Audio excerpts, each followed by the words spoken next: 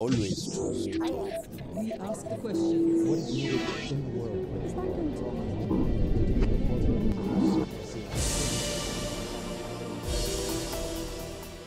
Tokom godina boravio je na okupiranim teritorijama Sudana, Jemena, Čečenije i Gruzije. Više od 20 godina radi u Međunarodnom komitetu Crvenog krsta, a dužnost generalnog direktora obnaša od 2010. U Bosnu i Hercegovinu prvi put je stigao po završetku rata, a povodom obilježavanja 25 godina rada Crvenog krsta u zvaničnoj posjeti Bosni i Hercegovini i Srbiji. O 11.000 nestalih osoba na Balkanu, humanitarnim krizama u Mijanmaru i Jemenu, ali i problemima sa kojim se suočavaju izbjeglice širom svijeta, razgovarali smo sa Yves Daccordom. Mr. Daccord, very welcome to our program. You're here visiting our region, you visited Belgrade and now Sarajevo, and you know that in this region the families are still looking for 11,000 of missing persons. What are the chances that their remains will be found? We don't know, in fact, and that's always difficult because information sometimes is missing. But we think that if collectively, which means the family, of course, but my organization, the ICRC, but also maybe most importantly, the authority of the region, are willing to remobilize themselves, we can certainly improve the rates of success. And we need to do that because every single person missing is just something dramatic, I think, for the family, but I would also argue for the social fabric of the region. But are governments involved and cooperative enough? They have been involved from day one, right? Remember, there were 35,000 missing cases. We've been able, in 25 years, to find 70% of the cases. They are involved, they've been involved, but they need to do more, and they need to reprioritize. My sense is that the missing question has somewhat drifted a bit, you know, in the society maybe, but also at the government level. And of course there is a lot of priority. So when you talk about missing, they understand the questions. What to do? I feel there is right now a bit of a lack of will and a lack also to really bring things together and maybe to implement what should be implemented. But what is the role of ICRC in all this mission of finding missing persons? I think we, from day one, were in fact in Sarajevo and in the region, I mean this country has really shaped my organization. In the 90s that was the biggest operation in the world for the ICRC. Today it's Syria or Sudan, but still during all these years we have maintained a commitment around the missing questions. We have a mandate as an organization to find people who, and families which have been, were lost, who have lost their members, who have sometimes splitted themselves. That's our mandate. We do that across the world, and of course we've maintained that in this region and in this country over the last 25 years. So our mandate, if you want, is to be able to accompany, to do our utmost, to look at everything possible to find solutions for a missing person. So you would say you are satisfied with the results of ICRC performing here in this region? Yes and no. If you look at pure figures, you would say yes, as a collective, and not just ICRC. If I look at the people involved, there's quite a lot of people here at the local level, at the international level, who have been involved when it comes to the missing. You can say 70% case resolved. It's quite impressive. There's a lot of countries, I can tell you, in the world where they have not at all this rate. At the same time, when you discuss with the families, they still, as you mentioned, almost 11,000 people missing today. After 25 years, it's too much. We need to be able to find them, absolutely. So when you listen to the family, you realize that there's still a lot to be done, and we need to mobilize ourselves to be able to do that. You have a cooperative side, someone that cooperates with you except the government? Of course, there is almost, I would call it an ecosystem here when it comes to the missing, and it's a good news. Here, if you look at there's an institute of missing persons, which is, as you know, really rooted here in the region. But if you go in every country, in Belgrade, for example, in Serbia, you would have commissions doing on that. In Croatia, you have another commissions. So I think there is local, and it's important, or national authorities or NGOs who are doing quite an interesting work around that. And we, of course, collaborate very much with them. The critical question when it comes to missing is it takes time. It takes a lot of commitment over time, and that's what we want to make sure. Isn't 20 years or something a great deal of time? Yeah, it is. For people, it means every day when somebody is missing, every day, this is your focus. This is what you want to do. I think when you talk, I was talking yesterday to the family of missing here in Sarajevo, and what amazed me is how much it was like yesterday for them that they were losing their brother, sister, mother, and how much their focus, their life is about finding what happens to their loved one. And they have the right to know. They really have the right to know. And they will never be able to, look forward if they don't know what happens to their loved one. And I would say not just for the family. What strikes me around the world, the missing question is the questions which affect almost the social fabric of a society. And it's also the case here. This region also was faced with the unprecedented refugee crisis during the past 2 years. What was the role of ICRC during that period, and are you still active on that route?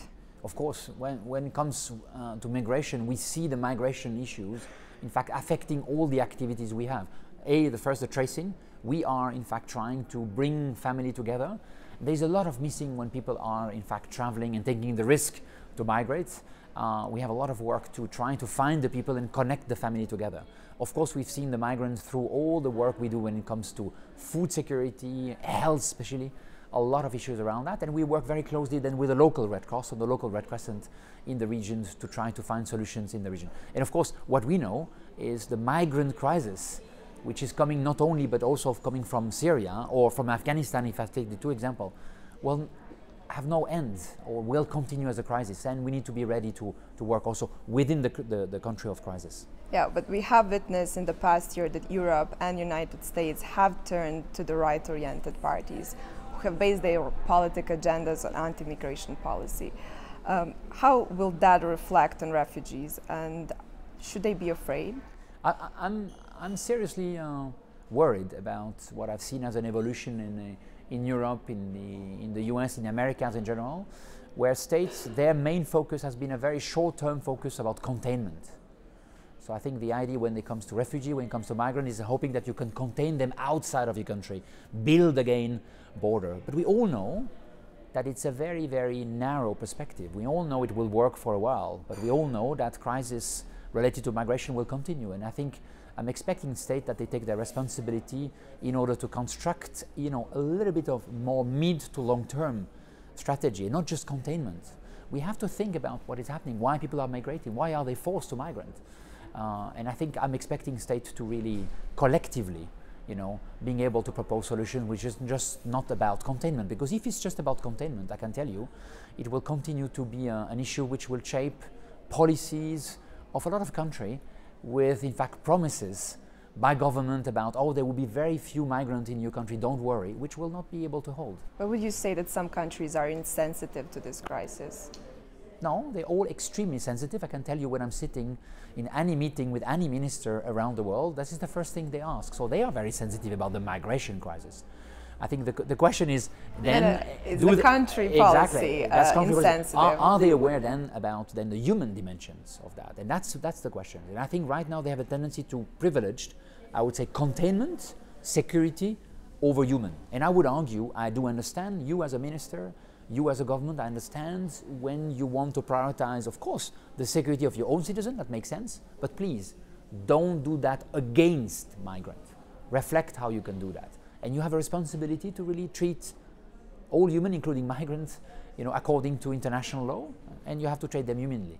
And that's an issue, yes.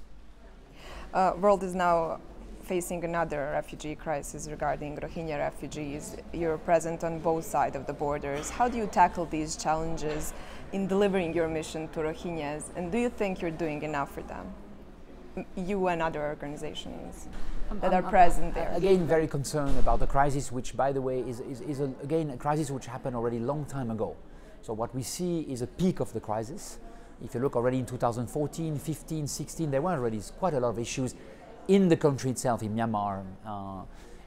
It's true today with more than 500,000 of people who have left, in fact, this region going to Bangladesh, put a lot of pressure, to Bangladesh, to host community, but of course to all the Rohingya moving in that directions.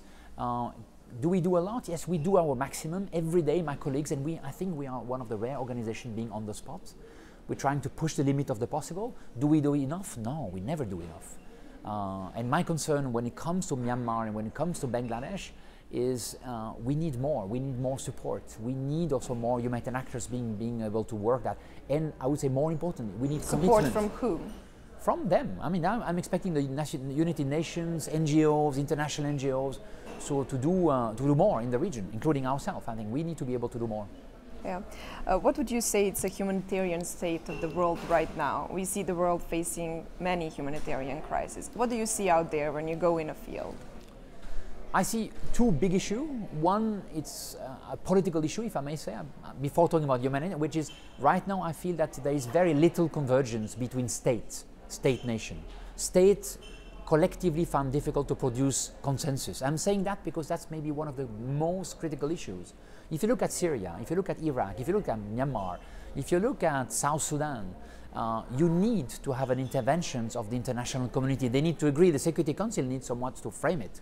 And I don't see that happen. And of course that has an immediate humanitarian consequences on people. And that's, you can see around the world, the level of instability, the level of violence is really something which I'm very nervous. So that's one element I've seen.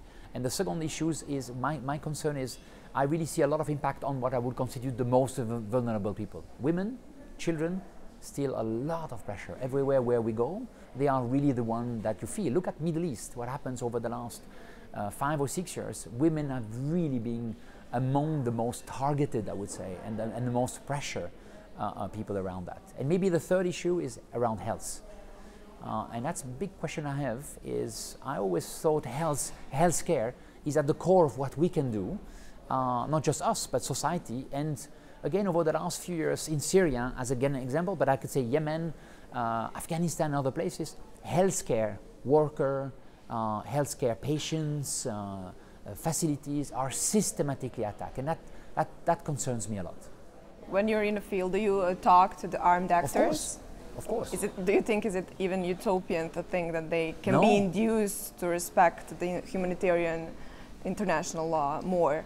No, it's a very good point. We have the ambition, sometimes it's extremely complicated, but to engage every single party to a conflict. It could be government or non-state armed group, and we of course talk about the responsibility, specifically when it comes to respecting, which is really at the core of the Geneva Conventions, of the law regulate war, which is respect hospital, don't shoot at doctors, respect ambulances. But they still don't respect? Of course, but that you still have to do. You just don't have to say because you don't respect, so I look at you and then say, please do it. No, you have to, we have to continue.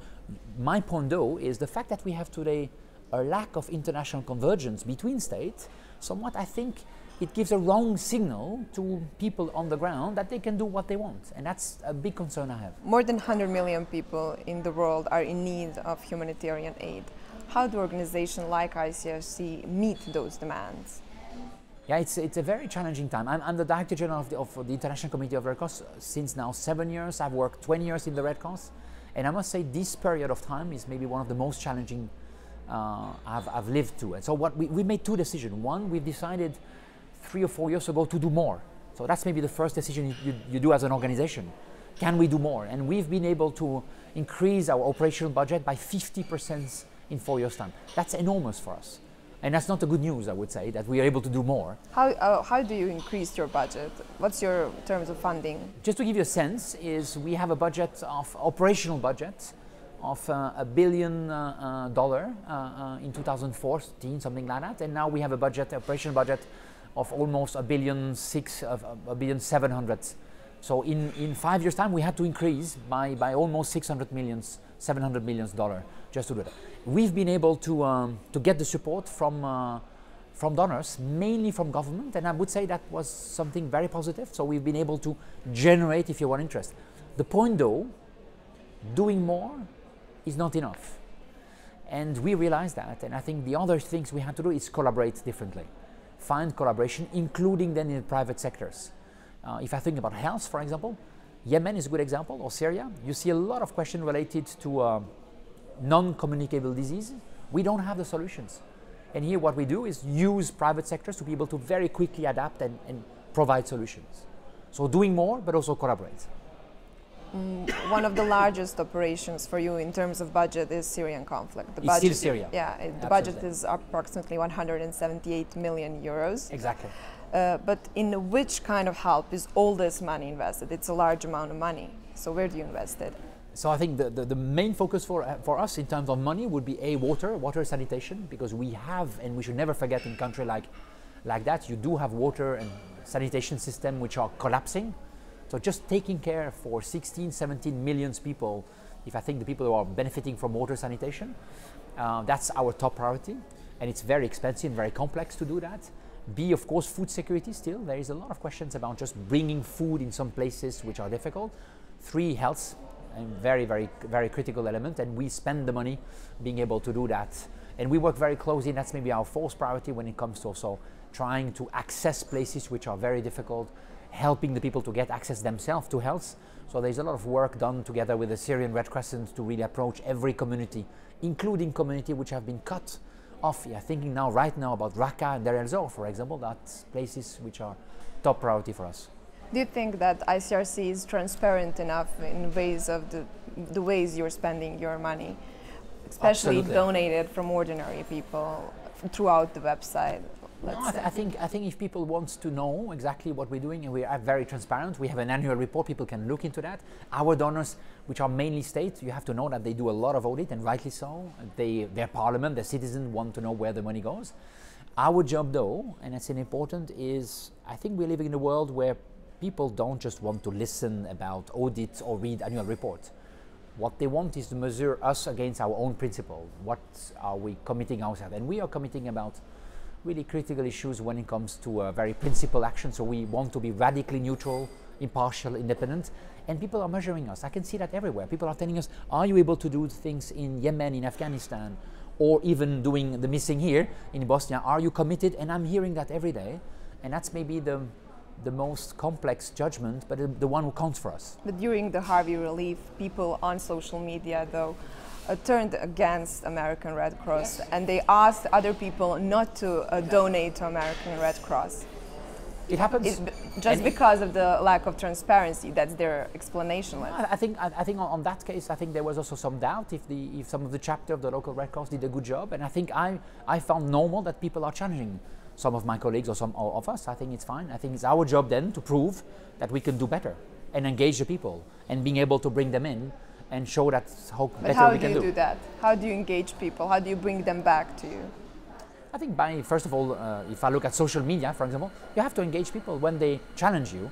If I look at my own organization, they don't challenge us so much about the way we spend money. I think people trust a lot the ICRC, the way we do it. But they challenge us constantly about, how do we intervene? We could do more here. Please intervene there. And these days, you have to be able to engage. You sometimes have to say no. I don't think so, or maybe yes, thank you, what you're telling me is important, and to be able to engage that. At the same time, you have, of course, to be always aware that sometimes people have a very, very strong sense of what is important for them. But of course, when you look at the vast magnitude of needs, our job is then to be able to maybe select where we think the most vulnerable are, and I think that's our job also, to be very close to the people, to understand, to really fight, to be able to be there, to understand the evolution of the needs, coping mechanisms, and it's a complex issue, but engaging people is extremely important. You mentioned that the world is facing a number of crises on all of the fronts, including food insecurity in South Sudan, Somalia, Nigeria, Yemen, conflicts in Syria, Iraq, Yemen as well. How do you achieve assistance in these fragile and conflict-affected states? And how do you keep your neutrality regarding politics and religion? I think the first thing is to be very humble about what a humanitarian organization can do. We can do humanitarian, but we can't resolve the social dynamic and fabric of a society. We can't resolve political problems. I'm just saying that in order to be clear about what we can do and how we can contribute. B is we have to know we are there for long term. One thing we've learned over the last 20 years is that all this conflict, you mentioned Yemen, Somalia, South Sudan, Afghanistan, all of this conflict have in a way or another going over decades. So as an organization we had to change. We had to agree to stay there and to understand and to accept today that you need first to build acceptance, to be tolerated before even starting to operate. You have to accept that, it takes time. Northeast Nigeria, it took us 3 years to be tolerated just by, I would say, the authorities, but also by the non-state armed group Boko Haram in the region. It took us a lot of time to understand that. So I think there is a different sense of commitment, and that's very important to be able to do that. Last but not least, if you want to be impartial and neutral, you have to have the right people. Very disciplined, but also very well educated, very strong ability to operate, very clear responsibility also, good mix between international competence but also national competence. We very important look into that. We as an organization don't outsource the response to local partner. We work with local partner together. We don't want them to take the risk for us. We take the risk with them. And that's, you know, these little things makes a lot of difference at the end. Yeah. You mentioned Yemen. The cholera crisis in Yemen could hit 850,000 at the end of this year. World Health Organization said it's the worst health crisis for a preventable disease in modern times. What can be done in preventing it from further epidemic? Two things in Yemen, very clear. A, stop the attack against health system. First, really clear, stop the attack against health system. In 2016, 150 attacks against hospital, clinics by the warrior, if you want, on both sides. That's dramatic. So first, stop attack. That would help already. And B, of course, we need as much as possible to start to rebuild a little bit the system, because as you mentioned very rightly, I mean, if you look at cholera is a very deadly epidemic, but it's an endemic epidemic. It's something you can really solve. It's not very complex, not like Ebola. I mean, you can manage it, but you have to have a system which is able to function. And here in Yemen is really to now help the Yemeni authorities and the people to rebuild, or at least to manage a minimum of stability of the health system. Otherwise, the epidemic will continue. Over 120 countries have adopted a landmark treaty banning nuclear weapons, but there is still a threat of nuclear weapons. So how and when will this treaty be implemented? And are treaties actually enough? Treaties are very critical because it's somewhat a common language. You know, Arms Trade Treaty, for example, is a very interesting treaty which is in fact very carefully says, yes, we recognize that states sometimes are trading weapons, but let's agree on common set of norms. You mentioned the nuclear ban discussions which happen at the UNGA, UN General Assembly, or the landmine treaty, very different treaty. All of them somewhat are very clear about, in fact, managing some issues and very careful. If I look at the landmine treaty, this is a very important one, which is very clearly says landmines are banned and should be banned. It has been adopted, it's ratified by country. The critical question, it needs then to, of course, start to be used at the national level. When it's international, it's useful because we agree as a norm. It's almost a common language, we agree that. But then we need to bring that at the national level. And that's one work we do also very much ICRC, is to accompany country to make sure that they can transform that and make sure that nationally it works. If I look at this country here, in Bosnia and Herzegovina, there is still at least 80 to 90,000 still landmine. There's a lot of work to be done in terms of mine action, so that you can see the last effect on this kind of question. So yes, treaty normally, if they're respected, are preventing, in fact, these kind of issues. And tomorrow I'm expecting also states to reflect about cyber or about artificial intelligence. That is, this require really collective intelligence. So treaty are, in my sense, absolutely fundamental. ICRC is present for over more than 150 years. You've been almost to all places that needed humanitarian aid. What is different in modern warfare? Is it the weapons of mass destruction, or is it something else? What is maybe different is the fact that today we have a mixture of techniques and tactics and tools. You still have, I would say, almost Middle-Age tactics, besiege area, you know, where you cut the water, like in Middle Age. At the same time, in the same field, cyber attack, the ability to have right now drones, distance, using in fact very, very different tools, which makes accountability, which makes also life for people very, very complex. Right now, if you're a Syrian, it's extremely complicated to know who is fighting whom, what does that mean. It makes your life, in terms of security, much more complex. The other things which has changed is the urbanization of war. This is the big trend. It's normal because it's human being, we're living in town. Look at the last, I would say, 10 years. You have more and more war happening in urban setting. And when it happens in urban setting, I would say the level of violence, the impact on people is very different than when it happens to rural area. But also the humanitarian intervention is very different. And I think we need to integrate that more. If I look at Aleppo, if I look at Damascus, if I look at Mosul, if I just think about Middle East, but I can look at Sana'a now in Yemen, or places like that, you can see right now how important it is to integrate the fact that war are happening more and more in urban area, with all the problems related to that. What are the key challenges for international humanitarian law today and in the future? I think the critical challenge is that we on one hand agree that international public law, especially when it comes to war, international humanitarian law, still is perceived by everybody as a universal grammar. Really, I always look at law first as a common understanding between you and me, and between government, citizen. This is no, this is yes, this is what we should do, this is what we should not do, and that's very important. So there is, I think, an important element about universality of the law, and we need to understand that, and we need to really grasp it at the citizen level, but also at state level. Point two is, I think what is maybe the most interesting element is implementation. Law is nothing without implementation. Law is nothing without justice. And here there is a lot of work to be done. And that's a little bit of a concern I have over the last 10 years, which I think when it comes to international justice, for example, over the last 10 years, it was not really good 10 years. It was the things where international justice has not been able, possibly, to do what they were hoping to do. And I think international justice will happen only if there's a consensus about the importance of having international justice. And here, this is maybe the most difficult places. Gaining again tractions, making sure that states do not see each other as competing, but are able also to see that as a collective more important than their self-interest. That's maybe the most important issues when it comes to international public law. So we should all hope for more implementation then? Yes, not just hope, we should fight for it. You as a media, you as a journalist, you play a critical role. I do play a critical role also as the International Committee of the Red Cross, and I would argue each of us have a responsibility somewhat to say yes. We think implementation of law is important. Look at as a driver.